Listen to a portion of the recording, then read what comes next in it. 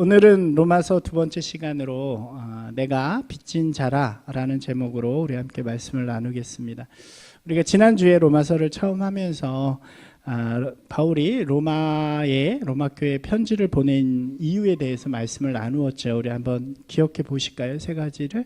첫 번째는 로마 교회 성도들이 교회 안에서 어떻게 해요? 견고해지도록. 새로우신가요? 그리고 두 번째는 서로 교제를 통해서 어떤 관계가 돼요? 동역자의 관계가 되기를 원한다고 그랬죠. 그리고 마지막은 로마 교회를 통해서 땅끝까지 복음을 이렇게 전하기를 원한다라는 세 가지 이유에서 바울이 로마 교회에 편지를 보냈다고 말씀을 드렸습니다. 이 중에서 이렇게 바울이 가장 중점을 둔, 물론 다른 것들도 중요하지만 가장 중점을 둔 이유가 바로 세 번째 이유라고 할 수 있을 것 같습니다. 바울의 사명은 복음을 땅끝까지 전하는 거죠. 예수님의 말씀에 따라서 복음을 땅끝까지 전하는 사명을 갖고 있었죠. 그렇기 때문에 그것을 위해서 바울은 로마 교회에 부탁을 하게 되죠. 이 로마서의 뒷부분에 보면 이것을 좀 더 명확하게 우리에게 전해주고 있습니다. 한번 같이 읽어볼까요? 이제는 이 지방에 일할 곳이 없고 또 여러 해 전부터 언제든지 서바나로 갈 때에 너희에게 가기를 바라고 있었으니 이는 지나가는 길에 너희를 보고 먼저 너희와 사귐으로 얼마간 기쁨을 가진 후에 너희가 그리로 보내주기를 바람이라. 이렇게 분명하게 기록을 합니다. 그러니까 이 로마 교회를 전초 기지로 두 번째 베이스 캠프로 삼아서 로마를 중심으로 서바나, 스페인, 그다음에 그 윗지역까지 복음을 전하고자 하는 것이 바울의 이제 어떻게 보면 마지막 사명이라고 할 수 있겠죠. 바울이 이 편지를 고린도에서 써요. 고린도가 여기고 로마가 여기면 고린도가 여기거든요. 고린도가 여기인데 여기에서 3차 전도여행 때 이 지역에서 편지를 쓴 다음에 어디로 가냐면 이제 예루살렘으로 가게 됩니다. 예루살렘은 여기 있어요. 그래서 이렇게 가는 길에 여기가 소아시아 에베소 있는 지역인데 우리가 이 지도 보는 연습을 자꾸 하셔야 성경이 더 머릿속에 잘 들어옵니다. 그래서 여기서 떠나서 에베소 지역을 가면서 밀레도라고 하는 지역에 들려요. 에베소는 못 들어갑니다. 바울이 못 들어가게 되고 밀레도라는 지역에서 에베소 지역에 있는 장로들을 다 모으게 돼요. 그리고 그들에게 마지막 자기의 사명에 대해서 마지막 이야기를 하는 장면이 사도행전 20장에 보면 등장을 합니다. 근데 여기에 모인 사람들이 바울을 다 말려요. 뭐라고 이야기하냐면 바울 선생님, 바울 사도님, 지금 예루살렘으로 가면 당신은 분명히 잡힐 거고 또 죽을 수도 있습니다. 박해를 당할 수도 있습니다. 그러니까 가지 마십시오 라고 이야기를 합니다. 그때 바울이 이들에게 되게 멋진 말을 해요. 저 이 말씀 너무 좋아하는데 한번 같이 읽어볼까요? 순서가 잘못됐네. 내가 달려갈 길과 주 예수께 받은 사명 곧 하나님의 은혜의 복음을 증언하는 일을 마치려 하면은 나의 생명조차 조금도 귀한 것으로 여기지 아니하노라. 이 스토리를 딱 보면 이때 참 바울이 얼마나 멋있었나, 그리고 감동적인 그 모습들이 이렇게 머릿속에 그려지는 것 같습니다. 그러니까 아마도 바울은 이때부터 자신이 예루살렘으로 가면 잡히게 될 걸 알고 있었던 것 같아요. 그리고 잡히게 되면 그냥 잡혀서 죽는 것이 아니라 내가 로마로 가서 재판을 받겠다고 이야기를 해야겠다라고 하는 것을 이때부터 계획을 아마 하고 있었지 않을까 생각이 되어집니다. 실제로 그런 과정을 통해서 로마로 가게 되죠.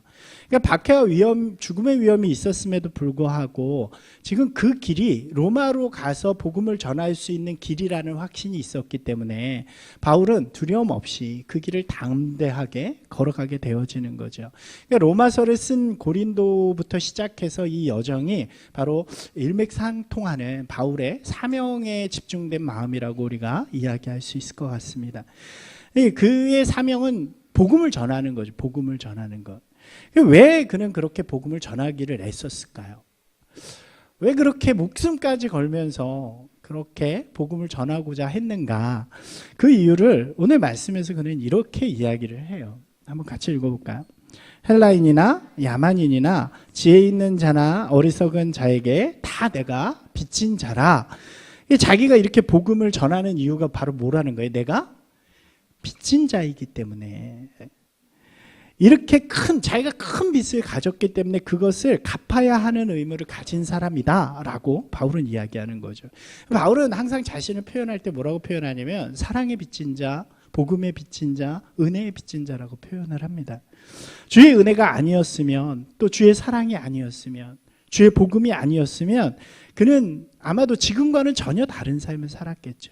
사람을 죽이고 자신의 신념으로 사람을 괴롭히기도 하고 자신의 성공과 야망을 위해서 살아가는 그런 사람이 되었을 수 있을 것 같습니다. 아마 하나님과는 상관없이 살아가는 그런 사람이 되었을 것 같아요. 실제로 바울이 그런 길을 가던 사람이잖아요. 신념과 야망으로 가득 찬 사람. 그러니까 우리가 지난주에 바울의 특징에 대해서도 잠깐 이야기를 했는데, 그가 유대 땅이 아닌 어디서 태어났다고요? 이방 땅인 길리기아의 다소라는 아주 헬라 중심 지역에서 태어났습니다. 거기서 헬라 교육을 받고 자란 거예요. 그러다가 이제 성인이 되었는데 그의 정체성 안에는 자신이 이방 땅에서 비록 태어났지만 나는 히브리인이다, 나는 하나님의 백성이다라고 하는 분명한 정체성을 가지고 있었기 때문에 이 유대 땅으로 돌아오게 됩니다. 그리고 그곳에서 유학을 하는 거죠. 이렇게 무슨 유학이라고 그러죠? 이렇게 우리 이 외국에 나간 사람이 다시 돌아와가지고 우리나라에서 좋은 대학 가고 그러는 거 있잖아요. 비슷한 과정이에요. 그 당시에 가장 좋은, 가장 훌륭한 가말리엘이라는 그 랍비의 사사를 받게 됩니다. 거기서도 굉장히 공부를 잘했던 것 같아요. 그래서 아주 훌륭한 바리새인으로 성장을 하게 되는 거죠. 이 바울이 얼마나 야망이 있었는가를 볼 수 있는 것이, 그가 젊은 청년의 나이임에도 불구하고 공회 회원이 되었다는 거예요. 제가 공회에 대해서 한번 말씀드린 적이 있는데 산헤드린이라고 한다고 말씀을 드렸죠. 이 산헤드린은 뭐냐면, 이 유대 땅이 이제 나라가 멸망한 다음에 더 이상 국가 공동체로 있지는 않습니다. 그 종교 공동체 형식으로 남아 있는 거예요. 근데 그 종교 공동체의 가장 높은 의결 기관이 바로 산헤드린이라는 공회입니다. 이 산헤드린은 그러니까 대제사장이 의장이 되고요. 그 밑으로 바리새인과 사두개인 같은 사람들이 70명 딱 정해져서 이 사람들이 모든 유대 공동체, 종교 공동체의 대수사를 다 결정을 합니다. 예수님 죽일 때 예수님 신문한 것도 바로 이 산헤드린 공회예요. 그 일원이었다는 거죠. 젊은 나이에. 이 학자들은 한 30대 정도로 생각을 해요. 30대 전후반, 30세 전후반. 그러니까 지금 어느 나라죠? 덴마크인가요? 36살에 총리가 돼가지고 굉장히 핫하잖아요. 그러니까 이 바울은 그런 길을 막 가고 있는 그런 사람이었다라고 할 수 있는 거죠.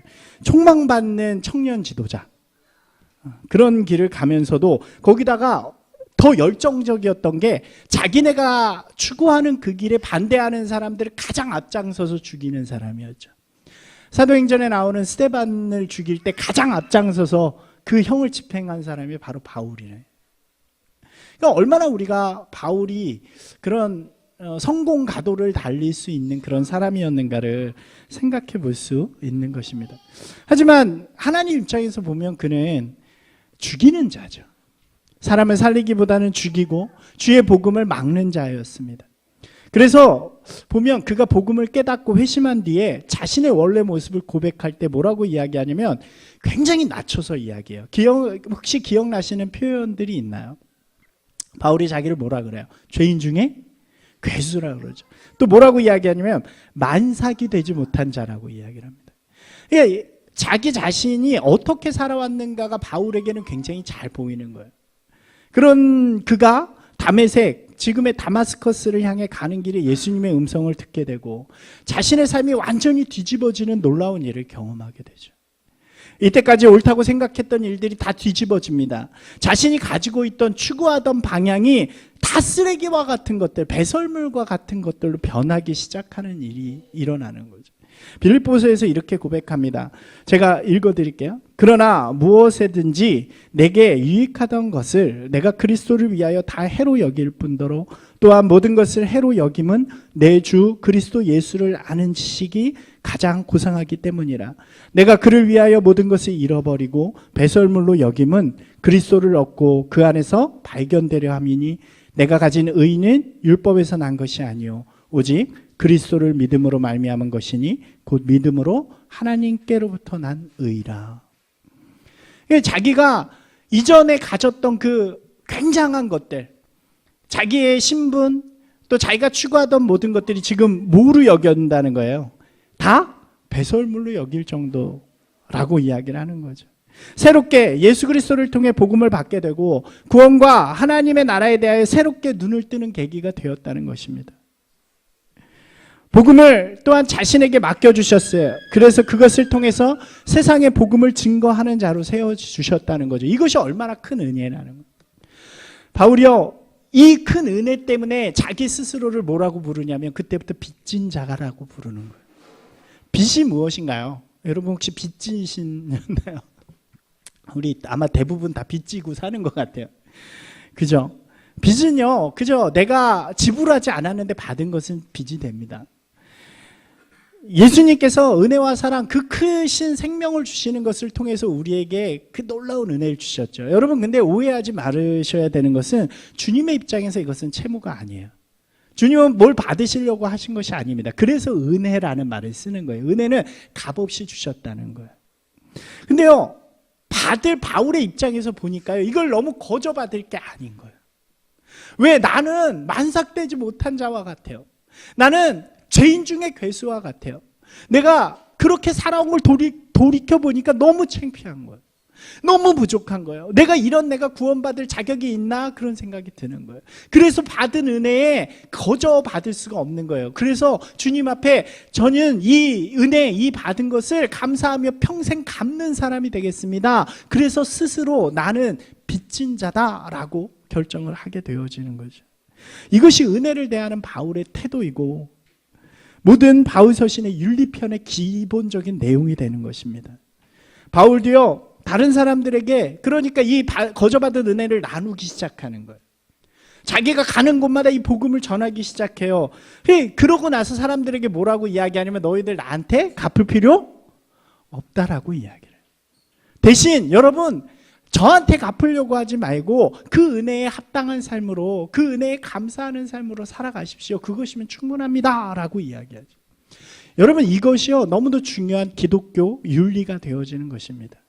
여러분 우리가요 이 받은 은혜와 복음 사랑을 참 경시할 때가 있는 것 같아요. 그러다 보니까 어떻게 되냐면 그것이 너무 쉬워져요. 그것이 너무 당연해져요. 내가 받은 구원이, 내가 지금 여기 와서 예배드릴 수 있는 자격이, 내가 하나님 앞에 기도할 수 있는 것이 너무나도 쉽고 내 원래 권리처럼 느껴지는 거예요. 여러분 그렇게 되니까 어떻게 되냐면 삶에 아무런 영향력이 안 생겨지는 거죠.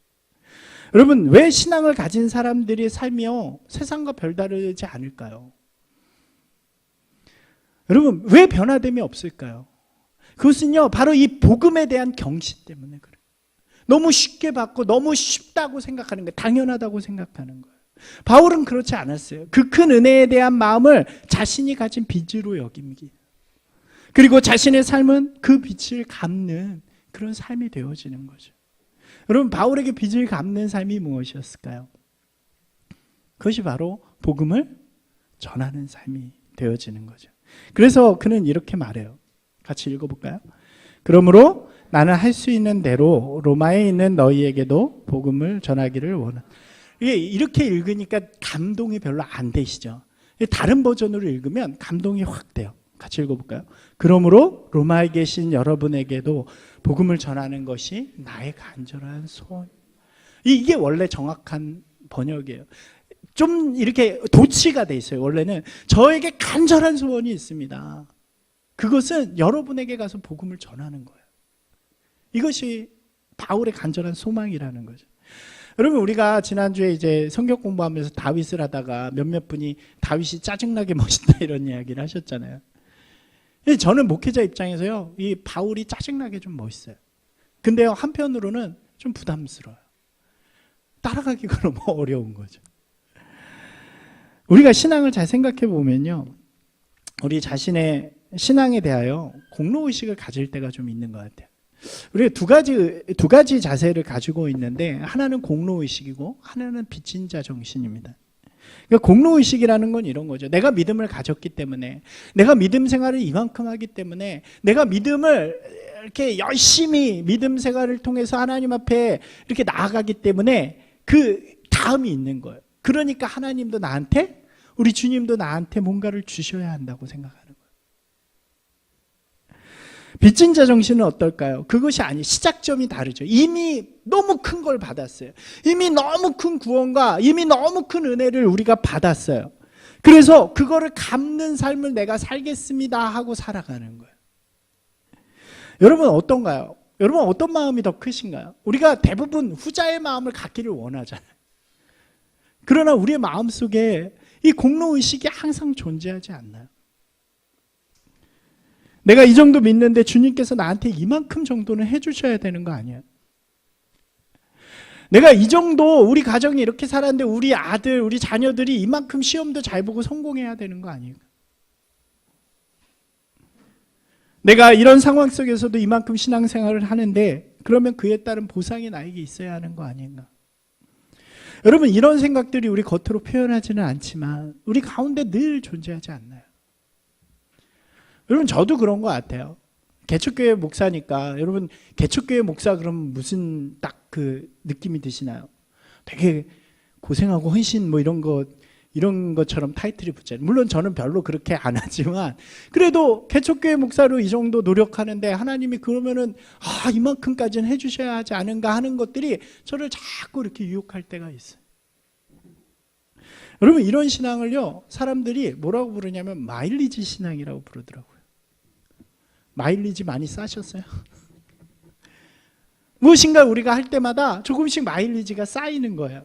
내가 예배 빠지지 않고 드리면 10마일리지, 내가 헌금을 좀 많이 하면 10마일리지, 또 하나님의 말씀대로 좀 살면 성경 읽고 기도하고 그러면 20마일리지. 그래서 그게 100마일리지가 되면 어떻게 해요?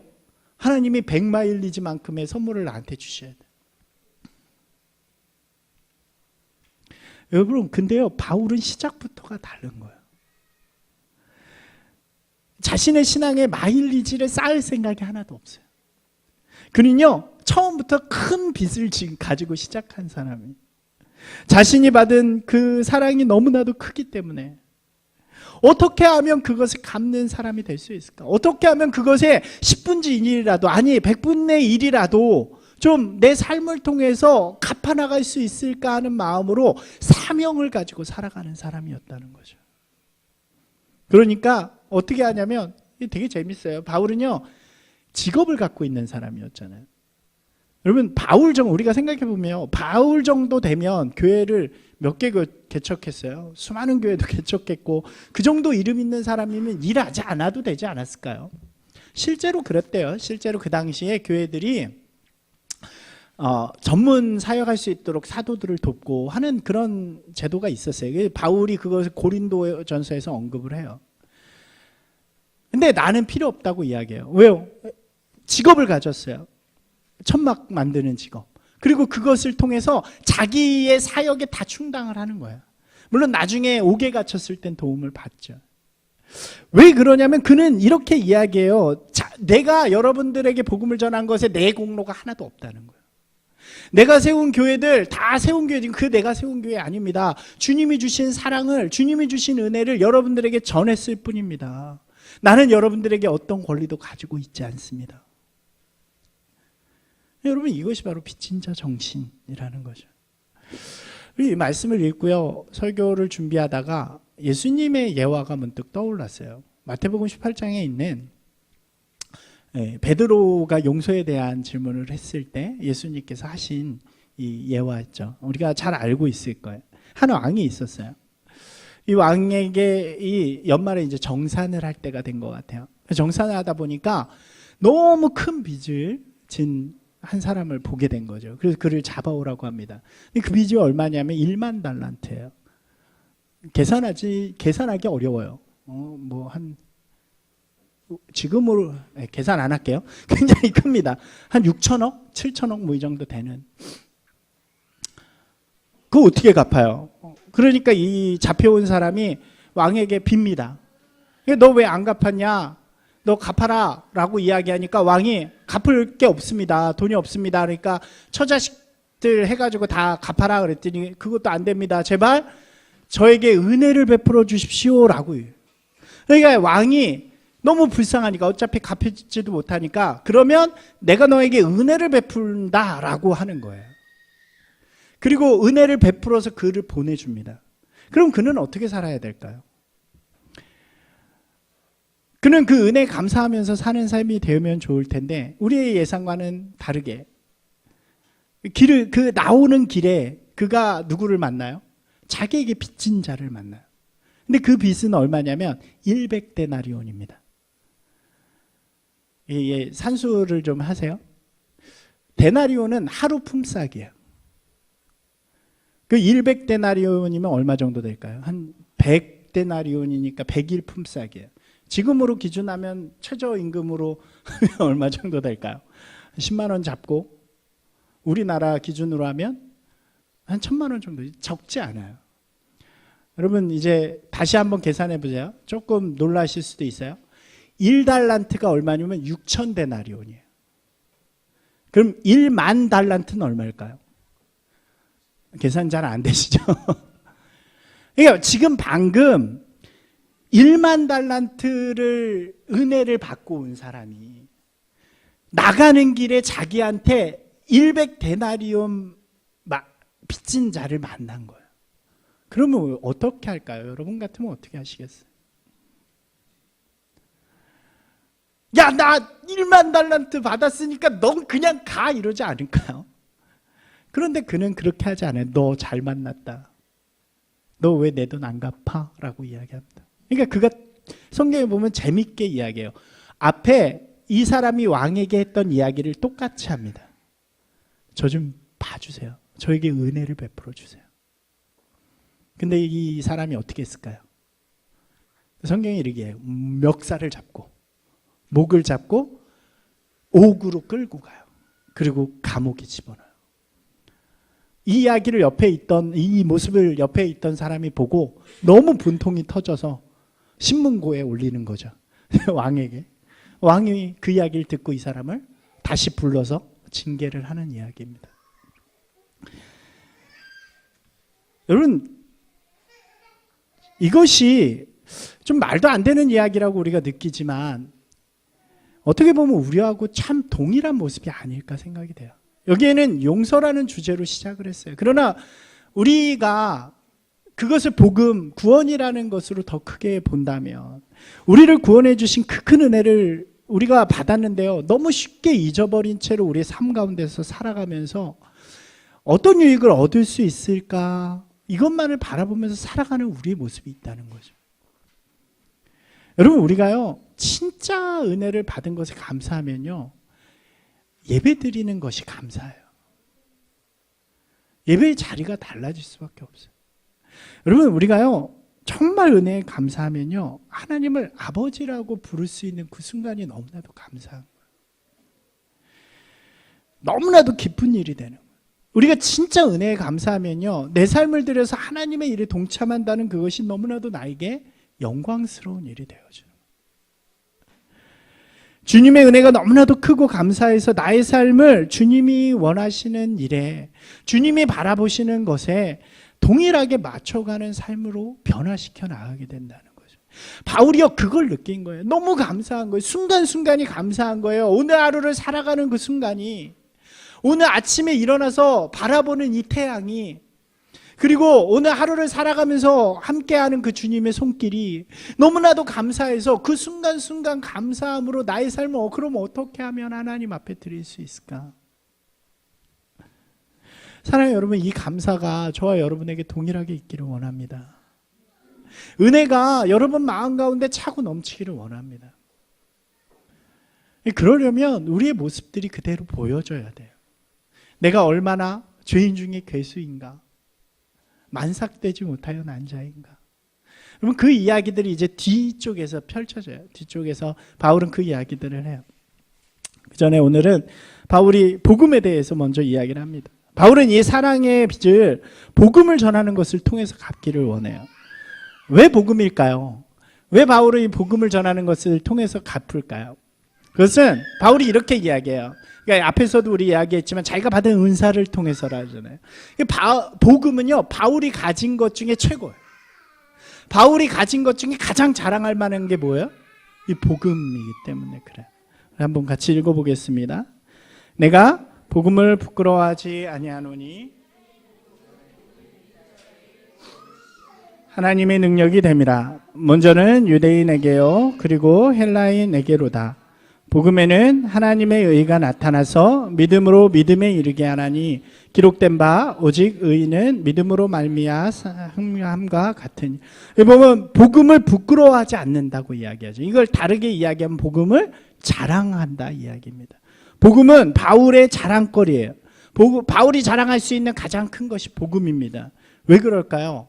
여기 말씀을 먼저 보시면 복음은 듣는 이들 그리고 고백하는 모든 이들에게 구원을 주시는 하나님의 능력이기 때문이라고 그래요. 그것은 유대인이나 헬라인이나 상관없이 이 당시에 모두에게 주시는 하나님의 능력입니다. 이 유대인과 헬라인은 이 당시에 구분하는 인간을 구분하는 거예요. 그러니까 모든 인간을 의미합니다. 왜 한국인은 없어 이렇게 안 하셔도 돼요. 헬라인이 모든 나머지 사람들이에요. 그러니까 유대 사람들이 구분할 때 이렇게 구분하는 거예요. 하나는 유대인, 하나는 헬라인. 그러니까 유대인이나 헬라인에게 모두 하나님의 능력이 된다는 것은 온 세상 가운데 하나님의 능력이 된다는 것을 이야기하는 거죠. 이 말씀에는요, 복음의 능력, 복음의 범위, 복음의 내용이 들어가 있어요. 이것은 아주 간단한 복음의 정의입니다. 그리고 이 뒤에 8장에 걸쳐서 복음에 대해서 다시 설명을 해줘요. 이 복음의 능력은 무엇일까요? 구원을 주시는 하나님의 능력을 이야기하는 거죠. 여러분, 복음이 뭐예요? 복음은 하나님이 주시는 구원을 받는 통로입니다. 오직 이 복음을 통해서만 하나님께서는 우리에게 구원을 주신다는 거예요. 복음의 범위는 아까 말씀드렸죠. 모든 믿는 자들.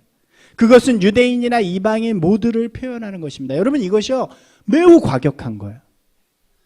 이게 이 바울의 입장, 유대인의 입장에서는 이것을 인정할 수 없는 거죠. 그죠? 유대인은 뭐니까? 선택받은 사람들이니까. 근데 바울은 이것을 뛰어넘기 시작하는 거예요. 유대인이나 헬라인이나 다 똑같다. 누구든지 복음이 아니면 구원받지 못한다. 당시 종교가 모두 폐쇄적이었어요. 그래서 종교가 사람에게 나아가지 않습니다. 여러분, 이 기독교가 얼마나 위대한 종교이냐면 뭘 바꿨냐면 사람이 종교에게 와야만 만날 수 있는 종교의 체계를 종교가 사람에게 나아가기 시작한 거예요. 모든 사람에게 열려있게 하는 그 복음이 되어지는 거죠. 이것은 우리가 앞으로 가면서 차차 더 말씀을 나누도록 하겠습니다. 복음의 내용은 믿음으로 말미암아 하나님 앞에 이르게 된다라는 이야기죠. 우리 17절을 다시 다른 번역으로 한번 읽어볼게요. 같이 읽어보겠습니다. 복음은 하나님께서 인간을 당신과 올바른 관계에 놓아주시는 길을 보여주십니다. 인간은 오직 믿음을 통해서 하나님과 올바른 관계를 가지게 됩니다. 복음의 내용이 뭐라는 거예요? 하나님께서 인간을 당신과 올바른 관계에 놓아주시는 길. 그러니까 다르게 말하면 우리가 하나님께로 갈 수 있는 길을 보여주는 게 복음이라는 거죠. 그러니까 복음이 무엇인가를 바울은 여기서 이렇게 간단하게 이야기하고 이 뒤부터 이제 복음의 내용들을 자세하게 설명합니다. 근데 우리가 오늘 여기에 주목해야 될 것은 복음을 부끄러워하지 않는다는 거예요.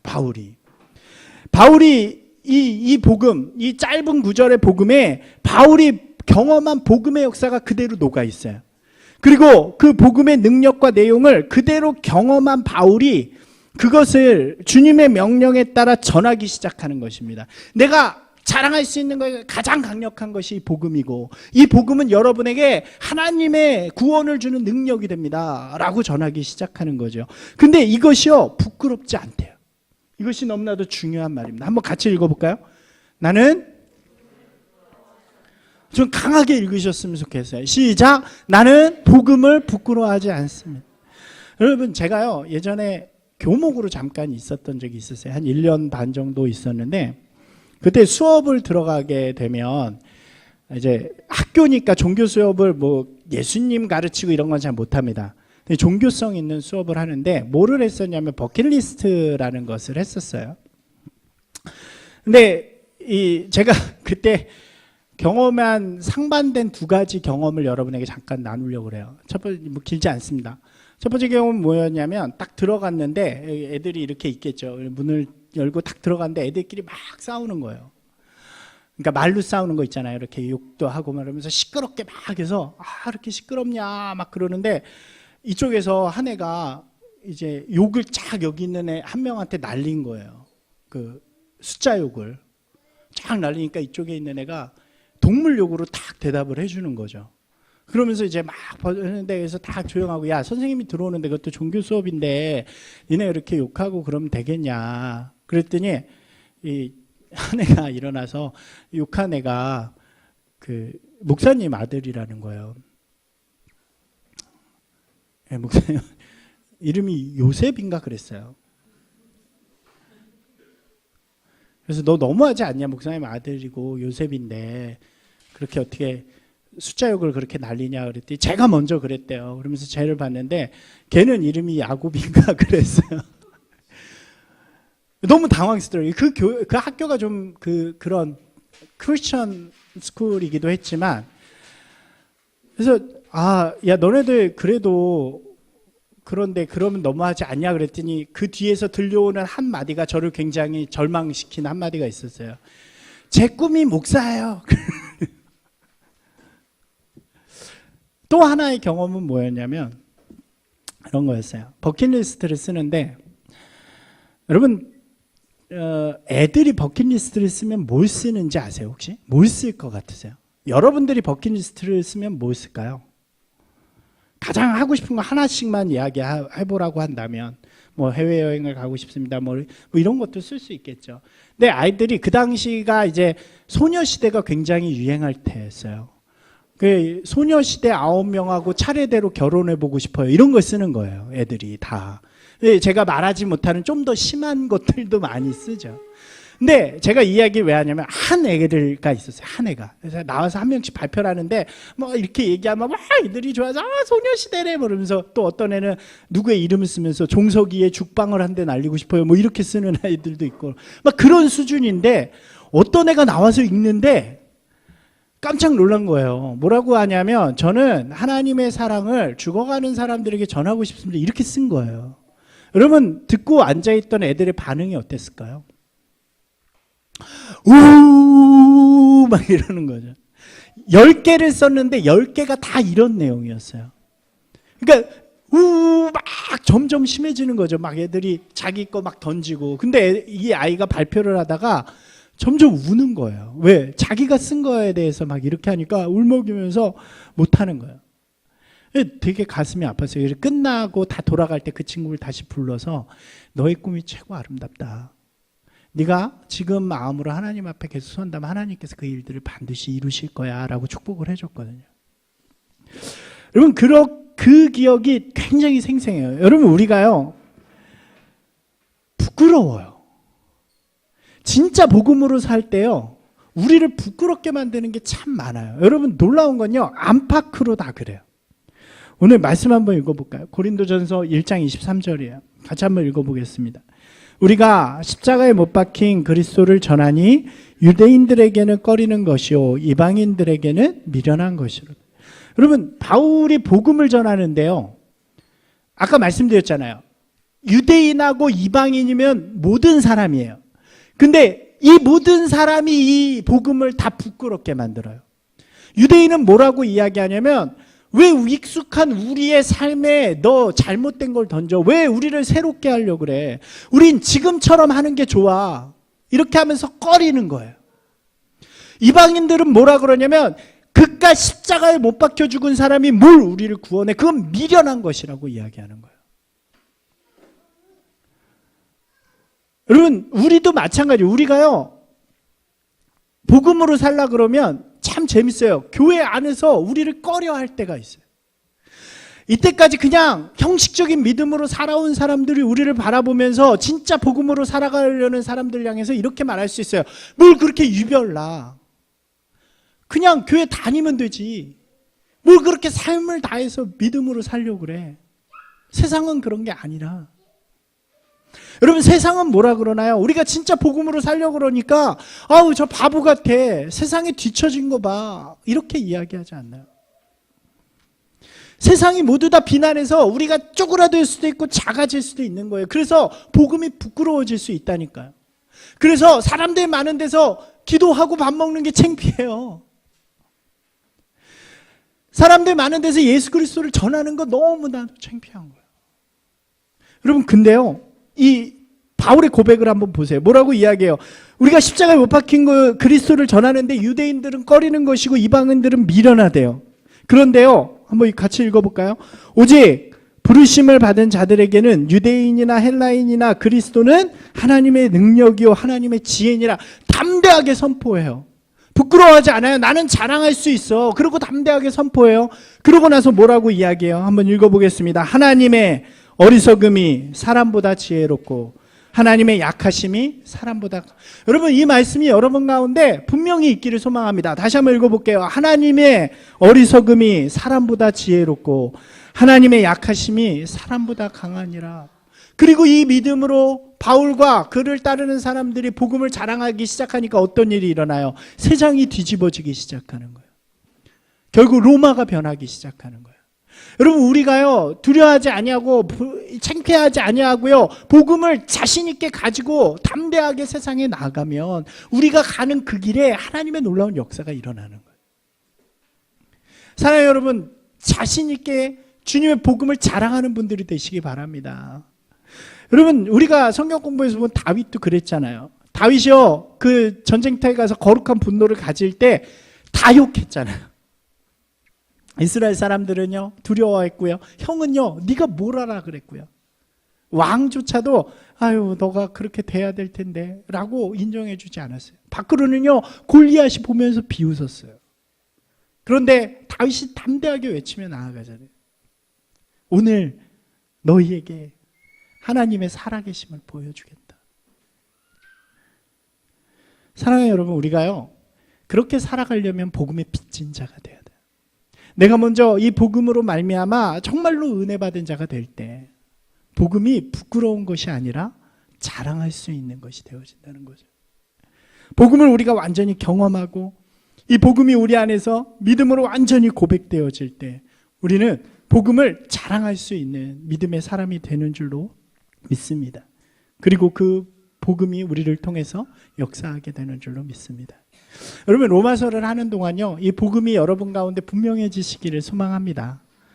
몇 차례가 될지는 아직 잘 모르겠지만 우리가 복음의 내용들이 여기 다 담겨져 있어요. 그걸 통해서 여러분들 마음 가운데 다시 한번 복음에 대한 확신과 또 복음에 대한 정의가 분명해져서 그것을 여러분의 자랑으로 삼고 세상 가운데 그 빛을 감내 놀라운 하나님의 사람들이 되시기를 주님의 이름으로 축원합니다. 말씀을 정리하겠습니다. 우리는 모두 은혜에 비친 자들입니다. 자격 없고 부족한 우리를 예수 그리스도께서 은혜와 사랑으로 구원해 주셨습니다. 그리고 우리를 하나님의 자녀 삼아 주신 것이죠. 이 복음이 우리 가운데 온전히 고백되어지고 또 우리의 믿음이 그 안에서 온전히 세워져서 우리가 세상 가운데 은혜의 통로, 우리가 받은 그 사랑을 전하는 사랑의 통로로 살아가는 저와 여러분이 되시기를 주님의 이름으로 축원합니다.